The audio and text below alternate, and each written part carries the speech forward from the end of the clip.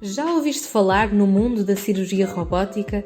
Tens curiosidade em perceber como é que uma máquina guiada remotamente consegue ser tão precisa e eficaz? Então esta sessão é para ti.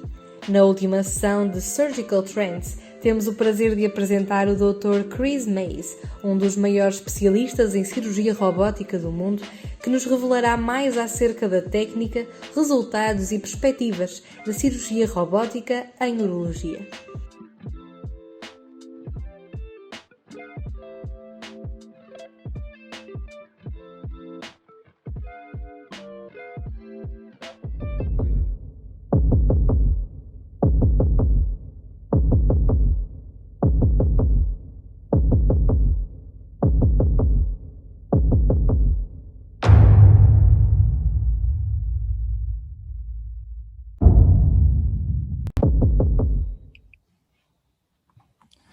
Bom dia, caros colegas. Sejam bem-vindos à última sessão das Surgical Trends, ao longo das quais aprendemos como têm evoluído os cuidados e técnicas dentro do bloco operatório. Depois de termos explorado o mundo da cirurgia minimamente invasiva com o Dr. Jaime Vilaça e de termos descoberto como a cirurgia se tem globalizado com a exposição da Dra. Nadine Achacharam, terminamos em grande com a intervenção do Dr. Chris Mays, que nos introduzirá ao mundo da cirurgia robótica. O Dr. Chris Mays é um dos maiores especialistas em cirurgia robótica de todo o mundo. Nasceu e formou-se na Bélgica, tendo-se especializado em urologia pela conceituada Universidade Católica de Leuven. Em 2006, iniciou-se em cirurgia robótica, utilizando o sistema Da Vinci, sendo pioneiro e perito na cirurgia de prostatectomia robótica e no procedimento de Tension-Free Vaginal Tape, utilizado no tratamento da incontinência urinária feminina. Em 2010, o Dr. Chris Mays mudou-se para Portugal, sendo responsável pela primeira cirurgia robótica realizada em solo lusitano. Mais tarde, fundou o Centro de Cirurgia Robótica e Minimamente Invasiva do Hospital da Luz, que é o único certificado pela secção de Urologia Robótica da Sociedade Europeia de Urologia na Península Ibérica. Conta com uma vasta experiência e já contribuiu para a formação de múltiplos cirurgiões europeus. É considerado um dos fundadores da cirurgia robótica em Portugal. A sua sessão será focada na técnica, no procedimento, nos resultados e nas perspectivas da cirurgia robótica, que faz parte, sem dúvida, do futuro da medicina. Agradeço, desde já, em nome de toda a comissão organizadora do Minho Medical Meeting, ao Dr. Chris Mays, toda a simpatia e disponibilidade em estar presente no nosso congresso e em partilhar a sua vasta experiência e conhecimento em cirurgia robótica connosco. E estou certo que muitos de nós sairemos mais inspirados desta sessão. Muito obrigado, Dr. Chris Mays. O palco é seu. Muito obrigado a todos. Está-me a ouvir bem? Sim, estamos a ouvir bem. Muito bem. Então, obrigado pela apresentação, obrigado por me ter convidado e parabéns com o desafio que vocês têm apanhados nesta fase de Covid para continuar persistentemente com a vossa organização. Parabéns e estou feliz, é uma honra para participar. Vou partilhar o meu ecrã, espero que isto corra bem. Confirma? Está tudo bem? Sim, está tudo ótimo. Ok, pronto. Me foi dada a oportunidade de falar em português e em inglês, visto que tenho alguns slides em inglês. Doutor, desligou o microfone sem querer.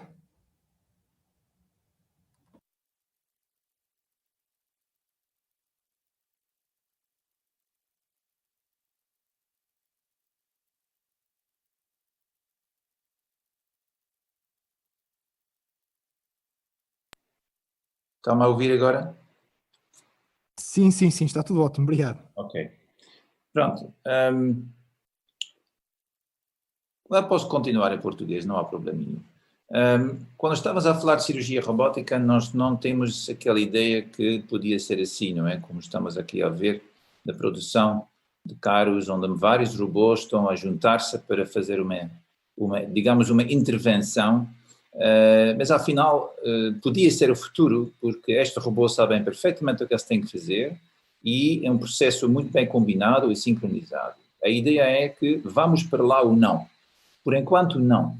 Porquê? Porque há vários assuntos, eu vou tentar explicar isto, porque isto ainda não é possível. Mas podia ser uma futura, deitamos lá um doente no meio e 20 robôs à volta dele e deixa fazer a cirurgia. Seria ideal? Não sei. Acho que os cirurgiões não iam gostar, que eles iam ficar sem trabalho, mas podemos tentar melhorar algumas coisas que estamos a fazer agora e vamos ver no futuro se conseguimos fazer isso. Pronto. A história da cirurgia robótica, eu não vou perder muito tempo com isto, eu só quero dizer que há vários robôs que já foram produzidos, já desde 2000, afinal, o primeiro robô foi construído e já uma quarta geração de robôs que estamos a trabalhar. Cada vez mais rápidos, cada vez mais precisos, cada vez mais leves, às vezes. E agora, os robôs mais avançados que estamos a utilizar agora são o XI, que é aquele que nós temos, mas já há algumas novidades, já nos Estados Unidos já há um SP, depois vou falar sobre isso. Mas é claro que o futuro é mais do que só construir robôs, será sobretudo a integração de outra tecnologia para se juntar com este robô para melhorar e optimizar a nossa cirurgia. Então não é só hardware, estamos a falar mais e mais de software. Já temos uns 5.600 robôs instalados no mundo inteiro. Em Portugal temos 6 sistemas, dos quais 5 são ativos. O robô em Coimbra está não ativo. O Hospital da Luz, onde eu trabalho, temos 2 robôs, que está na Vila Nova de Gaia, onde está em Lisboa. E comparando com Espanha, acho que ainda há espaço para expansão em Portugal, digamos. Já foram feitas várias cirurgias no nível mundial, já ultrapassamos milhões de cirurgias por ano e já mais do que 7 milhões de cirurgias robóticas feitas e, obviamente, é um crescimento enorme nos últimos anos. Obviamente também, por causa do Covid, no nível mundial, a produção da cirurgia robótica desceu muito, porque muitas instituições são públicas e também, óbvio, não foi possível continuar durante o Covid. Não é por todo lado, porque as instituições privadas e outros centros oncológicos têm conseguido continuar a fazer, porque a oncologia estava considerada uma urgência, mas obviamente é uma grande descida de produção de cirurgia robótica também durante o tempo de Covid. A importância de cirurgia robótica, acho que é claro, é óbvio. Se compararmos os últimos anos com os anos anteriores, a literatura, peer-reviewed publications in scientific literature, tem crescido muito. Já temos quase 22 mil publicações disponíveis no PubMed e também só a prostatectomia radical está a ser crescido, temos 3.500 publicações sobre a prostatectomia. O que é muito interessante ver e isto é importante porque é um parâmetro para perceber a importância de uma certa técnica no nível mundial, que é a taxa de publicações anuais, no nível anual. Comparando aqui prostatectomia laparoscópica, que está aquela vermelha, em comparação à prostatectomia radical robótica, conseguimos ver que nos anos 2000 houve um grande crescimento de publicações de laparoscopia, mas houve um ponto de quebra em 2011, onde de repente as publicações de cirurgia robótica ultrapassaram as publicações de cirurgia laparoscópica, indicando que provavelmente cirurgia laparoscópica, pelo menos para prostatectomia, está a ser menos importante e cirurgia robótica ganhou a luta e combate contra a laparoscopia. Pronto, cirurgia robótica tem várias vantagens, vocês devem saber, já devem ouvir sobre isto, ergonômica, filtração de tremor das pinças, imagem 3D HD, apesar agora a laparoscopia também tem estas câmaras, amplificação das imagens, podemos implementar imagens na nossa consola, que é uma coisa que eu vou falar mais tarde, que é muito importante. Temos articulações dos instrumentos diferentes, que nos deixam fazer movimentos nos espaços muito pequenos, onde para as nossas mãos e para as pinças de laparoscopia é mais difícil, dando algumas vantagens. Implementação de ECG, que é do ciano green, é fluorescente, para visualização de vascularização e linfáticos, que é uma grande ajuda. Também existe hoje em dia já com a laparoscopia. A grande vantagem é a filtração da contractilidade dos instrumentos, quer dizer que é mais intuitivo e quando queremos ir para a esquerda, com a nossa pinça, a nossa mão também pode ir para a esquerda, que é o contrário com a laparoscopia e é mesmo por alguém que está muito esperto, com o tempo, uma cirurgia muito mais prolongada é muito cansativa. O robô já está a ser utilizado em neurologia, cirurgia geral, cirurgia torácica, ginecologia, cirurgia cardíaca, otorinolaringologia, até esqueci-me aqui, não, são os mais importantes. Eu quero dar alguns exemplos das vantagens e o que é, com alguns exemplos. Eu queria começar com uma prostatectomia, nefrectomia parcial robótica, onde está provado que a superioridade da nefrectomia parcial é sobretudo na redução do tempo de hospitalização, mas mais importante, reduction of wait time, WIT, warm ischemia time. Quando faz uma nefrectomia parcial é importante de clampar a artéria por um tempo mais curto possível. E quanto mais curto possível o rim fica clampado, tanto mais rapidamente e tanto melhor a recuperação de função renal será. Isto é importante, sobretudo por tumores mais largos, mais tensos, mais complicados, porque mesmo com cirurgia convencional ou cirurgia laparoscópica pode-se complicar. É só aqui um clipe de 2, 3 minutos que mostra a dissecção da artéria renal, às vezes muito bem escondido atrás da veia renal. Podemos fazer aqui, talvez posso parar o vídeo, não posso parar o vídeo. Talvez vamos voltar a começar. Então tem veia renal, tem veia cava, tem artéria renal. Nós fazemos uma laqueação da artéria renal, podemos fazer uma ecografia intraoperatória para mostrar e localizar o tumor, e temos apoio da ecografia implementado na cônsula, depois clampamos a artéria e a veia e conseguimos ver com aquela fluorescência que o rim é preto, quer dizer, não está vascularizado. E temos certeza, antes de cortar, que temos um órgão totalmente avascularizado, com muito menos risco de sangramento. Depois temos uma visualização espetacular do nódulo, conseguem ver lá acima o nódulo, que estou a afastar para cima, e com a pinça consigo dissecar muito bem. É um tumor intrarrenal, que é mais difícil ainda.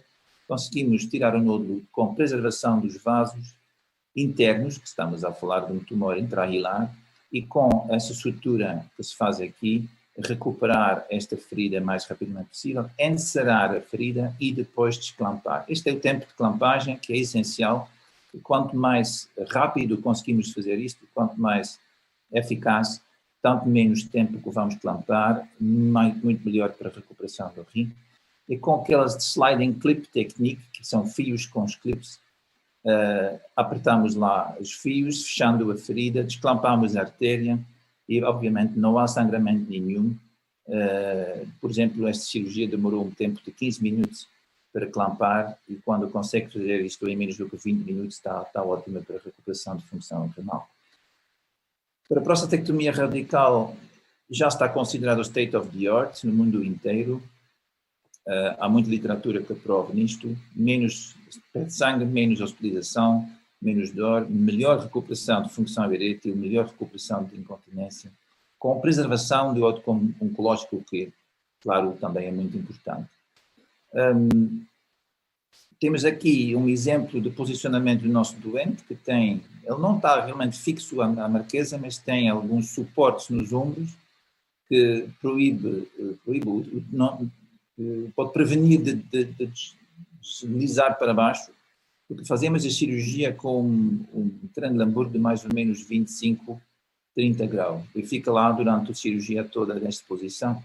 E depois o draping, temos uma vista assim, colocação dos acessos, dos portos, que depois se conecta com o robô, e o robô conectado quase já não consegue ver o doente, está totalmente escondido embaixo dos campos e dos braços do robô, e o posicionamento do doente sim, o setup de sala é assim, temos uma assistente, temos uma enfermeira, temos as ecrãs, e o cirurgião está na cônsula a fazer a cirurgia, e pronto, o ajudante tem 2 acessos para aspirador, para pôr fios, para pôr clips se for necessário, e é assim que se faz a cirurgia.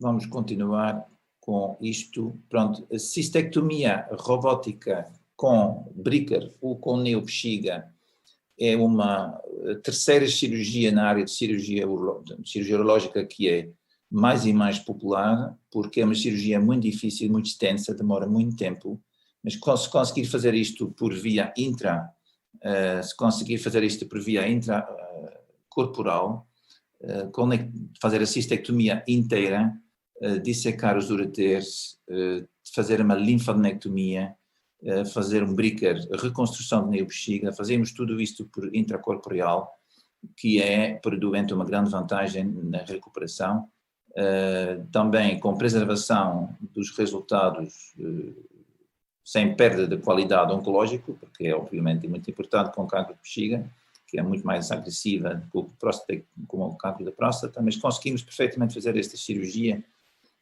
intracorporeal, que é uma grande mais-valia para o doente. Então, são as 3 cirurgias mais frequentes feitas na área de urologia.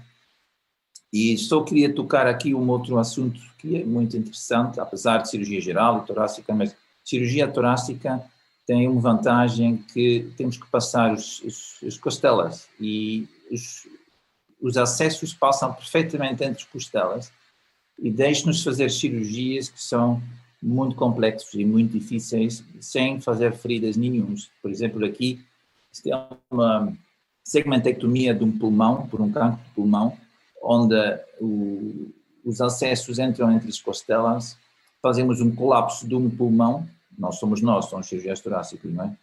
E consegue ver aqui também, após clampar a artéria segmental, que o endociano prova que neste lobo não tem vascularização, e avançando assim marcar a zona que tem que ser ressecada, com a identificação da artéria e depois clampar esta artéria, será possível de isolar esta zona, deixar o resto de pulmão vascularizado e fazer uma segmentectomia que depois se retira através de uma pequena ferida, que é uma grande vantagem, não tem que fazer toracotomia, não tem que fazer esternotomia, que é para a recuperação do doente uma grande mais-valia, e é uma cirurgia também muito frequentemente feita no nosso hospital e outros hospitais que têm esta experiência.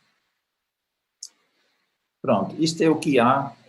Agora, como já tinha dito, será mais do que só comprar um novo robô no futuro. Os novos robôs já têm evoluído muito, mas a grande evolução no futuro será a implementação de algumas coisas, sobretudo aquilo que vou mostrar agora, que vai nos ajudar muito para melhorar nossa maneira de trabalhar e o apoio que temos para várias subestruturas. Aqui a inteligência artificial é uma coisa muito interessante, porque vocês sabem que a inteligência artificial está capaz de fazer calculações, organizar dados do doente pré, peri e pós-operatório para acumulação e processão destes dados, que será possível no futuro, já é possível, apoiar-nos na decisão, no diagnóstico, na decisão terapêutica, na cirurgia e no pós-operatório.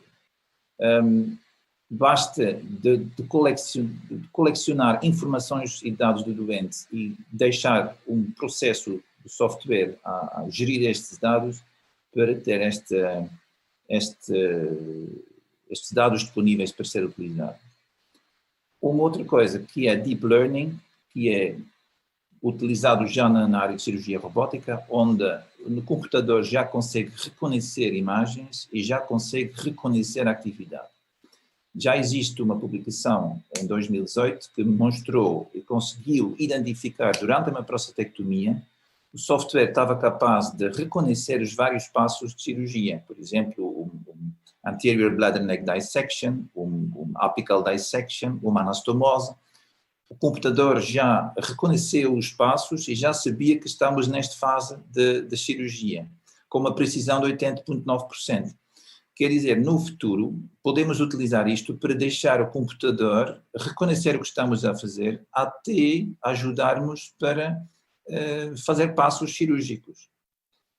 Já temos uma publicação que foi o ano passado publicado, onde eu participei, na área de cirurgia robótica, nefrectomia parcial, onde o nosso grupo estava capaz de fazer uma predição dos eventos intraoperatório e pós-operatório por machine learning, com esta base de dados que nós fazemos com todas as cirurgias, estamos então capazes de prevenir complicações com pré-operatório, conseguimos prevenir complicações por cada doente com todas as características do doente. Automatização é uma coisa interessante que será implementado mais e mais.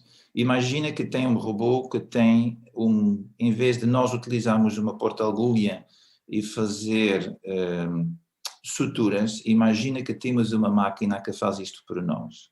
Parece fácil, não é tão fácil porque temos aqui um problema de reconhecimento dos tecidos, tensão, pressão, controle de qualidade dos fios, mas já existe então tecnologia que é capaz de fazer alguns passos da nossa cirurgia. Claro, isto não está a ser implementado, estamos a caminho e é um bocado assustador quão preciso estas suturas já podem ser feitas se comparar com sutura manual.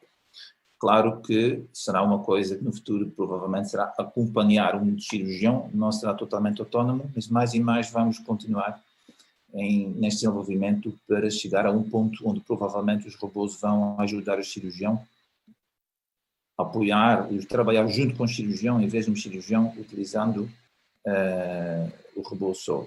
O que são os pontos de reconhecimento, são os markers que ainda temos que pôr nos tecidos para a imagem reconhecer o tecido, quer dizer, pode fazer uma sutura, mas ainda temos que apoiá-lo muito para conseguir fazer esta sutura. Nós estamos ainda longe de um robô que autonomamente vai fazer uma sutura toda, mas estamos a caminho.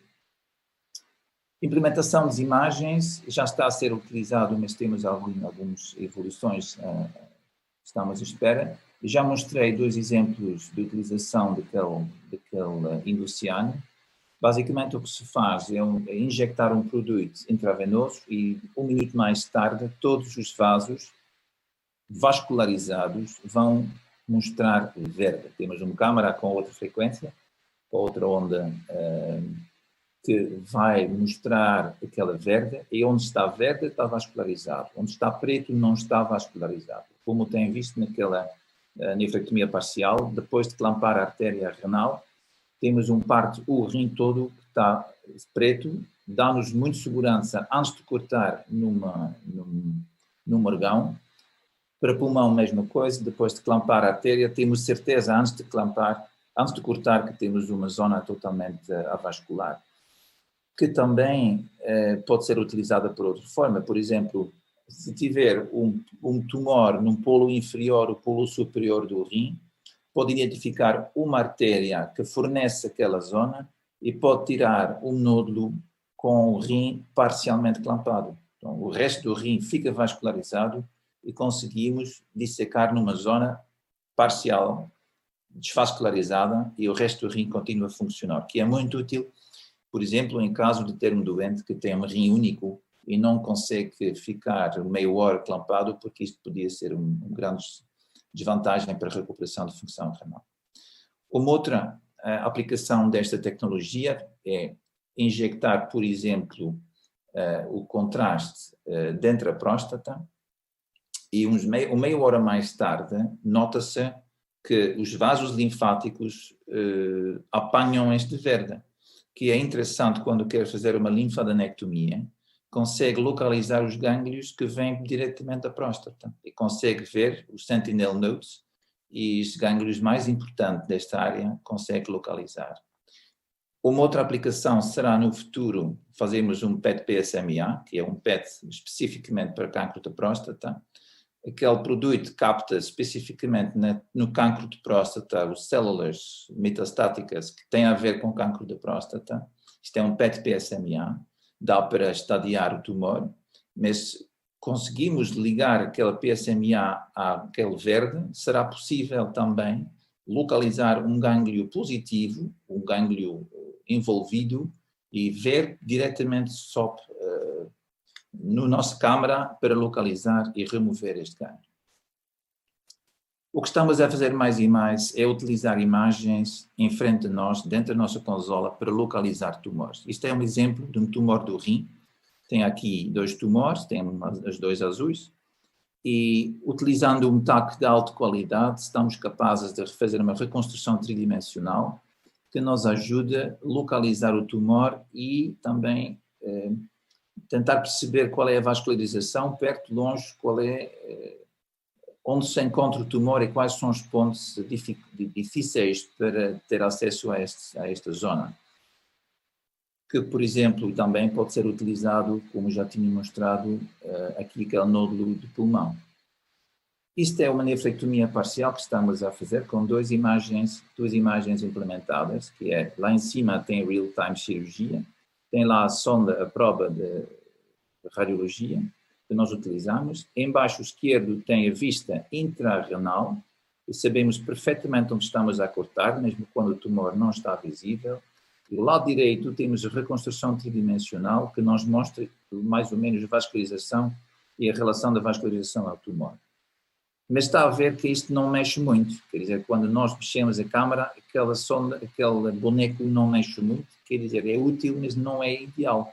O ideal seria isto, o ideal seria ter uma imagem que reconhece, o boneco que reconhece o real time e está capaz de mexer também a vascularização, a localização do tumor, quando mexe em real time órgão. Isto é um fígado e temos então aqui já esta tecnologia existe, estamos a tentar implementar isto, que nos ajuda muito para mesmo um tumor invisível, quando nós mexemos com o fígado, depois com o rim, a mesma coisa, vai imagem implementada vai mexer junto com os nossos movimentos e temos então um apoio dinâmico para localizar tumores invisíveis e muito bem escondidos.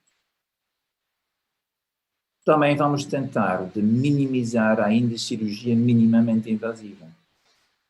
Outros robôs, outras técnicas, isto é uma evolução do nosso robô que está disponível já nos Estados Unidos, que é o single port, que é a mesma consola, a mesma trolley, mesmo no lado esquerdo, consegue ver o braço, é diferente. São os slides que o meu amigo Jay Kauko de Cleveland me emprestou, essas cirurgias que eles estão a fazer lá nos Estados Unidos. O setup é um robô com um trocar e os braços abrem intraoperatório para fazer a cirurgia. Tem um pequeno vídeo que mostra uma prostatectomia, como eles fazem. Então fazem uma incisão no úmero, colocam lá, fazem um buraco, com um balão vão dissecar a zona pré-peritoneal e vão colocar lá dentro depois a porta única que deixe entrar os 4 braços do robô. Isto é um gel port, isto é um acesso específico para deixar passar vários instrumentos através de um pequeno buraco. Temos aquele metal dá para o robô, temos lá o trocar para insuflar e através daquele trocar grande entra este braço enorme que depois vai mais ou menos fazer a mesma coisa do que 4 braços, opera, mas passa através de um buraco único. As vantagens ainda têm que ser mostradas, é minimamente invasiva, mas ainda tem uma incisão de 2,5 até 13 centímetros, que não é tão pequeno. Então, já temos publicações que mostram que há muito pouco vantagem, apesar de ser muito mais caro, mas é uma evolução, o tempo vai mostrar. Outra coisa que será interessante no futuro são snakes, são serpentes. Aqui tem uma vantagem, ou como serpente já faz, e é, por exemplo, com rescue depois de desastres, mas existem serpentes que são utilizados, ou podem ser utilizados para cirurgia. O que se faz basicamente é uma serpente tem um corpo flexível que tem memória e passa através de vários tecidos, mas fica com aquela memória e pode ultrapassar curvas e faz curvas e depois faz a cirurgia no sítio certo. Uma destas aplicações por exemplo, vou mostrar isto, temos tempo ainda, temos 3 minutos, não é? então não vou mostrar isto, vai demorar demasiado tempo, mas um exemplo, por exemplo, será a uretroscopia flexível robótica. E aquele snake faz uma uretroscopia flexível e quando chega no rim, tem lá pinças que fazem cirurgia. Será possível, por exemplo, fazer pequenas intervenções em campos muito poucos acessíveis ou fazer biópsias no pulmão, entrar o tráquea minimamente invasiva. E já existem técnicas assim, mas acho que no futuro vai implantar-se mais e mais e vai ser muito engraçado para ver o que vai acontecer. Para finalizar, tem mais 2 pontos. Acho que o mais importante também com cirurgia robótica será de tentar sempre melhorar a qualidade, melhorar o outcome, by outcome control. Então, temos que controlar, temos que fazer base de dados, temos que tentar ver onde são os nossos resultados, temos que ajudar a adaptar os nossos resultados, melhorando, para sempre melhorar e melhorar, ter menos e menos complicações. E treino é uma coisa destes. Então, treino, cirurgia robótica, é uma coisa que tem que ser treinada. Não é tão fácil como a gente às vezes acham, e existem uma estrutura muito interessante e muito importante, há vários centros de formação, e existe um certificado europeu da parte de urologia que só 10 pessoas tocaram um robô após ter feito uma formação. Esta formação está baseada com um fellowship, 6 meses, a gente faz um curso técnico, um curso teorético no ORCI, que é um centro de formação de Bélgica, também existe um em França, IRCAT, depois fazem um treino simulador, como na aviação, e depois começam a fazer cirurgias apoiados por um cirurgião, até chegar a um certo nível de experiência para depois conseguir fazer uma cirurgia eles próprios. Tem que fazer uma cirurgia inteira, gravam esta cirurgia num disco, o disco fica avaliado pelo peer, e quando o peer acha que o cirurgião tem suficientemente skills, recebe certificado. É assim que se faz cirurgia, é assim que vamos no futuro evitar complicações. Vou passar isto, é só a última parte, reduzindo os custos, que é muito importante, porque cirurgia robótica é caro.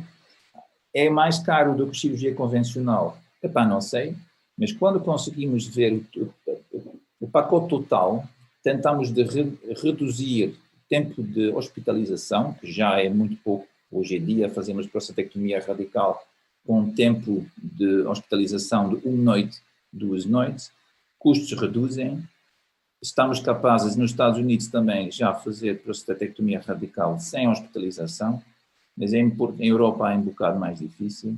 Se conseguimos evitar no futuro, com melhor cirurgia, evitar complicações, estamos já capazes de ter calculações que, ao final, a cirurgia robótica, com menos complicações, com menos tempo de hospitalização, afinal, não é mais caro do que a cirurgia convencional. Porque o custo de uma complicação, ninguém sabe. Concluindo, os desafios de cirurgia robótica são implementação de inteligência artificial no ambiente pré, peri e pós-operatório, implementação da atomização na cirurgia, utilização e integração da imagem, evolução no sentido de minimização, ainda mais, e melhorar o outcome através de um treino estruturado. Redução dos custos pela redução de complicações e tempo de internamento. Acho que é isto que eu queria dizer. Espero que tenham gostado e estou disponível para responder às vossas perguntas. Dr. Chris Mays, muito obrigado pela sua excelente apresentação.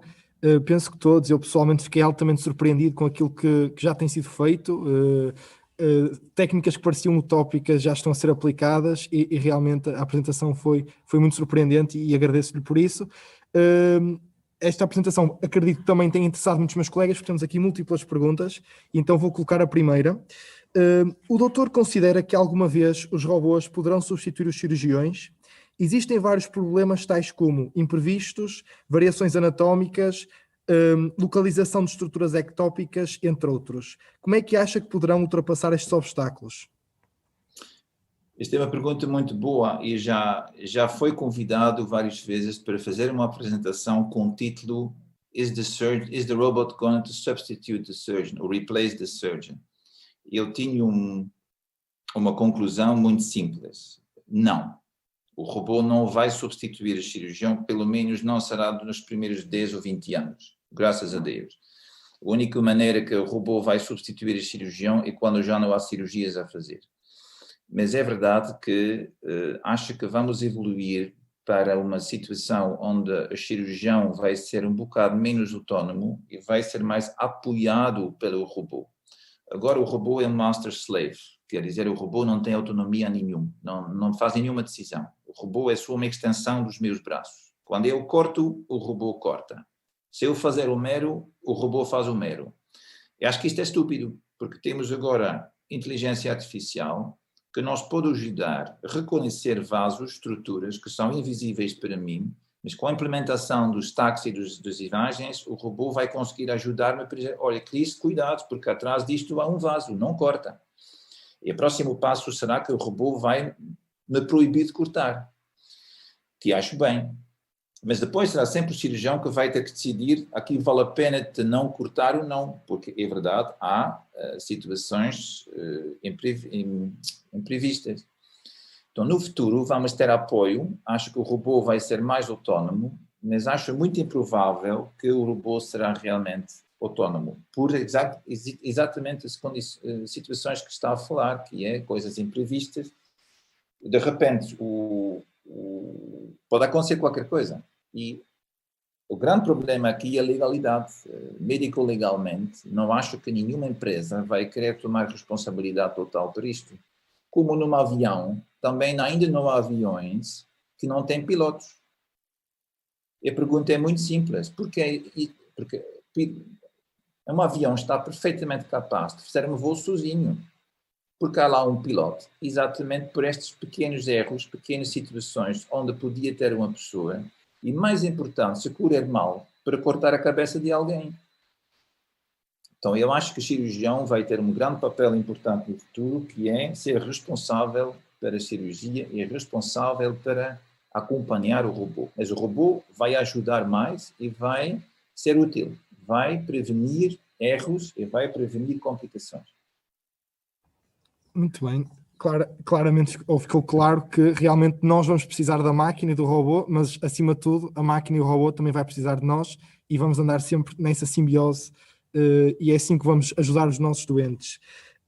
Outra questão que também um bocadinho aborda um bocadinho essa questão da legalidade e de até onde podemos ir. Portanto, nós sabemos que o doutor esclareceu que realmente vai ser necessário ainda controlar a máquina, mas é possível o cirurgião utilizar a cirurgia robótica sem estar no bloco operatório, ou seja, à distância? Sim, mas já existe, não é? Isto já existe. A questão é porque queremos fazer isto. Já foram feitas cirurgias de distância há 20 anos e o robô está perfeitamente capaz de fazer. Não esqueça que o robô foi construído pelas Forças Armadas dos Estados Unidos para fazer cirurgia no war zones. Inicialmente, a ideia da cirurgia robótica era de pôr um contentor na primeira linha dos combates e os cirurgiões ficam 2, 3 quilómetros atrás disto para fazer a cirurgia, mas tendo o contentor lá na zona mais quente, a zona mais perigosa. Esta era a ideia inicial da cirurgia robótica. Então, é perfeitamente possível. E com 5G, que vai entrar nas redes, será muito mais fácil. O problema é, quando eu quero fazer cirurgia com distância, é a latência de reação. Quando eu faço o movimento com a minha pinça e depois o robô está não sei onde, está 200 km mais no outro lado, o problema é que a latência que há entre o meu movimento chegar ao robô e tendo a visão, a imagem de lá e ter um tempo de reação. Este tempo de reação, quer dizer, a transmissão da ação para a resposta ao robô tem que ser menos do que 200 milissegundos. Se tiver menos do que 200 milissegundos, dá para trabalhar. E até agora, há muitas poucas redes que são capazes de dar esta resposta. O 5G será possível.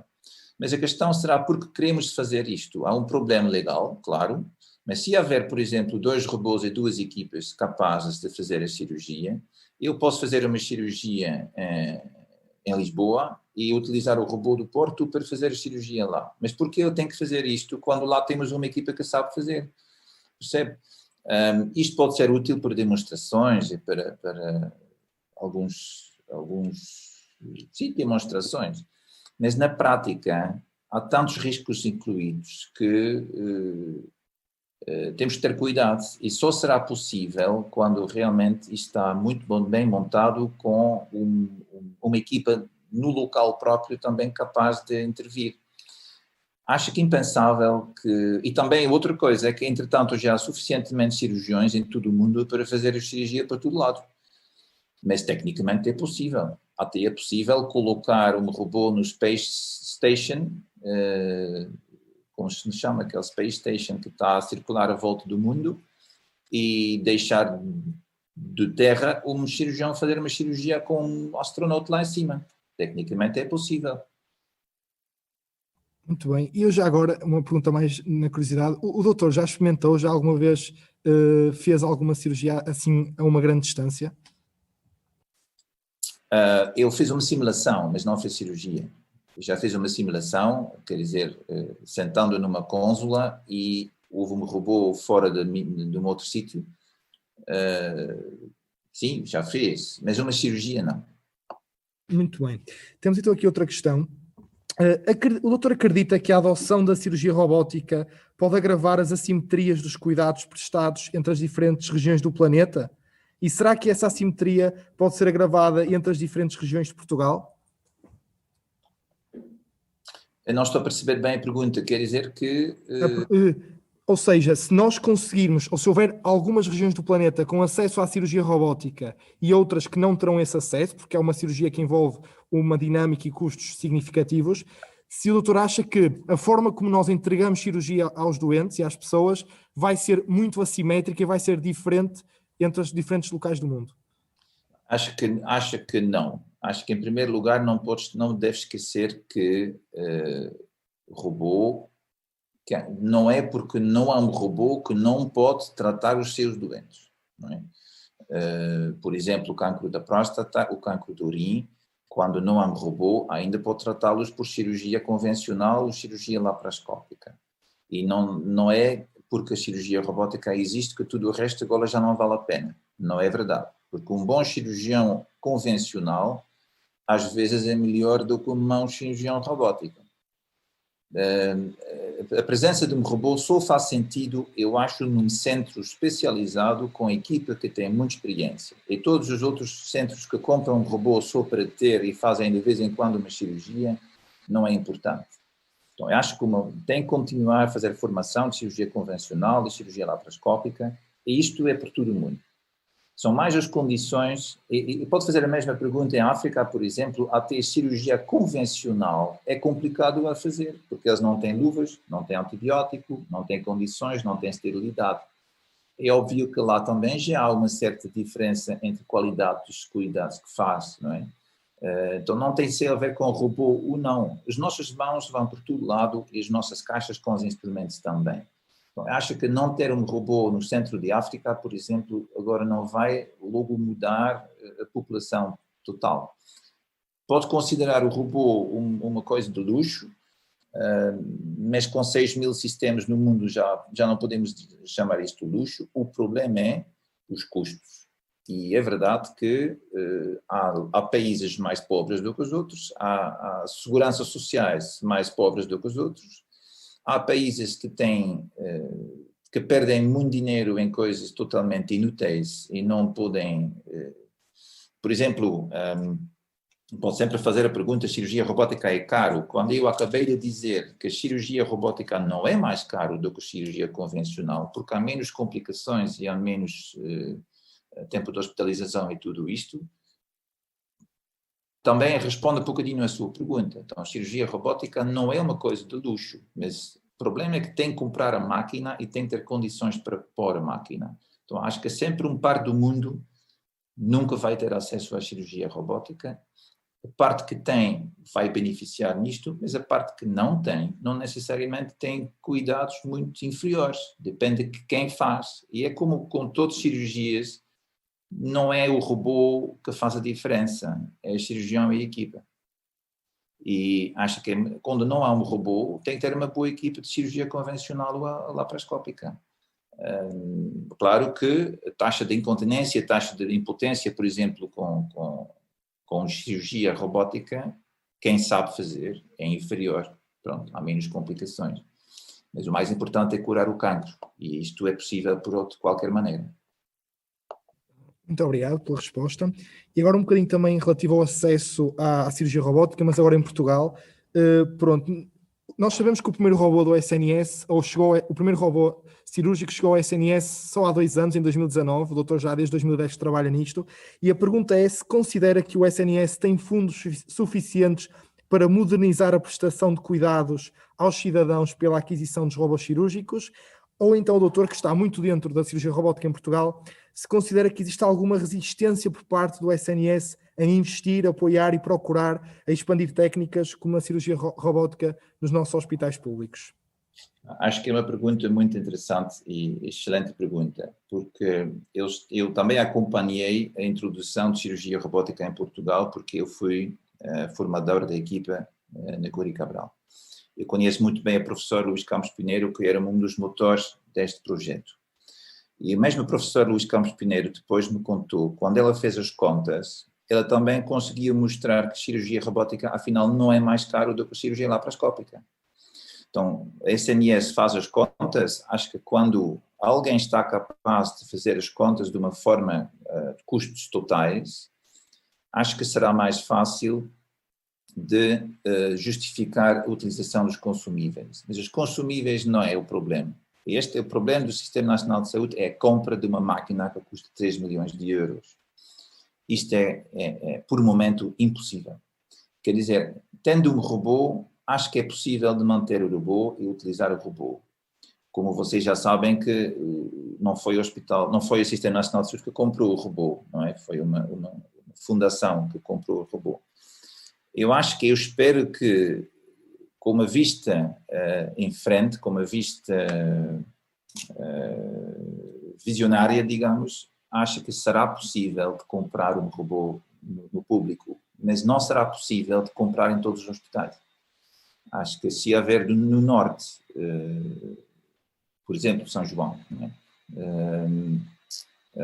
Se haver um robô, 2 robôs no norte, 2 robôs no público em Lisboa e mais uns robôs no privado, é melhor ter um robô que está bem utilizado pela minha equipe do que ter muitos robôs que não estão bem utilizados. Eu acho que isto podia justificar a compra de alguns sistemas pelo Sistema Nacional de Saúde e assim dá para o futuro continuar a fazer. Também bom para todos os urologistas ter acesso a esta máquina e ter formação e depois executar estas cirurgias com os doentes deles. Muito obrigado, Dr. Chris Mays, e acredito plenamente que o doutor estará cá. Se algum dia chegarmos a termos robôs cirúrgicos nos nossos hospitais públicos, que o doutor estará cá para ajudar a formar os cirurgiões nesse sentido. Com toda a prazer. Terminamos então a nossa sessão, já que terminamos o tempo. Queria agradecer uma vez mais ao Dr. Chris Mays pela sua esclarecedora apresentação. Realmente termos o nome deste calibre no nosso congresso é uma honra e satisfaz-nos muito. E muito obrigado ao Dr. Chris Mays pela sua colaboração, pela sua disponibilidade e simpatia que sempre teve connosco, e por isso termino agora então as sessões de Surgical Trends. Espero que tenham sido do vosso agrado e espero que vos tenham ligado um bocadinho mais ao futuro da cirurgia. Obrigado. De nada.